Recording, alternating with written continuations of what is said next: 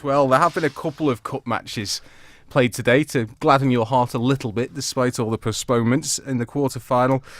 And, well, one result that we certainly did expect was a strong win for Peel. It was 7-1 against Douglas Athletic. Lee Gale, man of the match, I think, today for the Westerners, with 3 goals, including one from the penalty spot, Tony.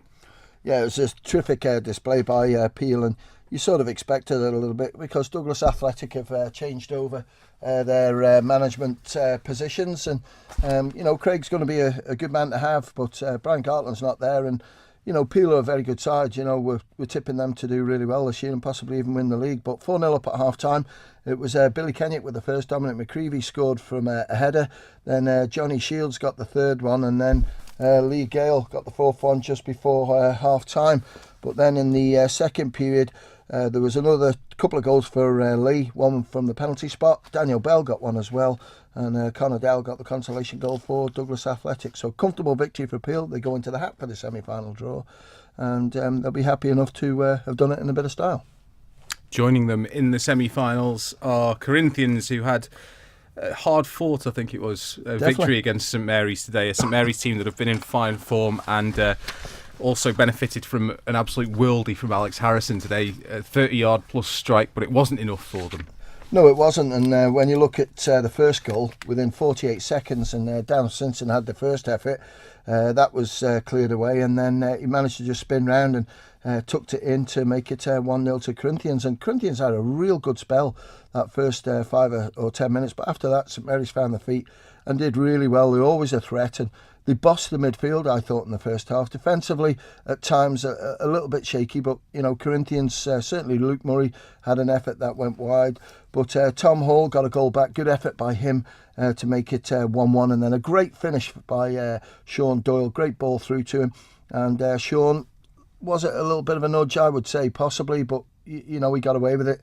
And he managed to put the ball in to make it 2-1 to Corinthians.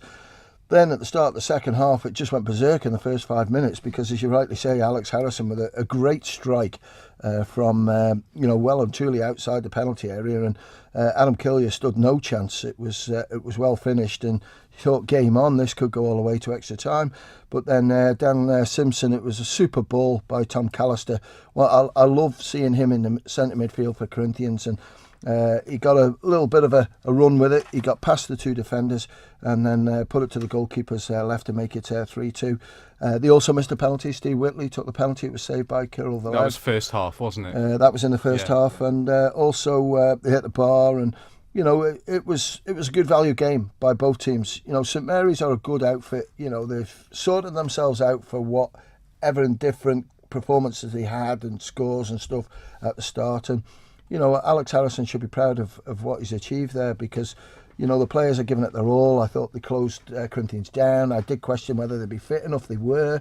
And, people like Jordan Cooper and everything, they'll get better as they get older because they're only young lads. And great goal. Was it as good as Alex's? I don't know, but I'll put it on par anyway. And Conor Gorman struck it well. Tom Hall, I think it was, got his head to it, tried to clear it, but it went into the net, and it finished up 4-2 to Corinthians. But no, I enjoyed the game, and St Mary's give it all. It wasn't certainly wasn't one-sided, and St Mary's had some good chances in that good spell that they had, but Corinthians got away with it a little bit and finished off worthy winners 4-2. Indeed. So Corinthians and Peel go into the pot for the semi-final of the FA Cup, and we're going to be drawing 5 cups this evening. We've got the FA Cup, the Hospital Cup, Junior Cup, Masters FA Cup and Women's FA Cup. We'll do that just in a little while. We've got to look at the Russian Douglas Royal match, and then we'll take a break, so we'll do the draws after that. But moving on to league football, we were saying from yesterday evening that this was a crucial game for Russian today in terms of league position. Yeah. Getting them into a good position in the league. So they've gone up from 4th to 2nd with that win today. They've now played 16 for 36 points. Corinthians have played 15 for 37, and the teams just below Russian now are St George's, played 13 for 34, and Peel played 15 for 34. I think by the sounds of it, this match today noticeable for a couple of goals for Josh Kelly, one of which, again, I'm told was a very, very good goal. And also Dean Kearns, normally a goalkeeper, coming on to play outfield and scoring in injury time. Yeah, well, Dean played recently for the Ireland team in goal. So maybe we need to put him alongside Kieran McNulty up front. Sweeper keeper at least. Well, Dean's always said that he's a better player than Mike Williams, so maybe it's coming to, and maybe Mike needs to go in goal. Let's cause a bit of a punch-up between them lot. But it was 2-0 to Russian at half-time. Jack Sneedle with the first, Stevie Riding with the second, and then they got the third one through Adam Kinley. And then Josh Kelly got 2 goals, 3 minutes apart, I think it was, looking at my time in here. And then, as you rightly say, Dean Keynes came on as an outfield player because he was one of the substitutes and scored on the 90 plus 2 minutes. So well done, Dean. He's had a good spell of late, and a cracker result for Russian. Royal will be disappointed because I believe Russian were quite a few players missing today.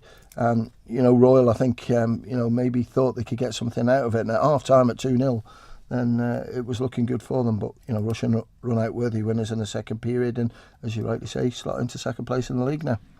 OK, Tony, thanks very much. That's it for the football punditry today.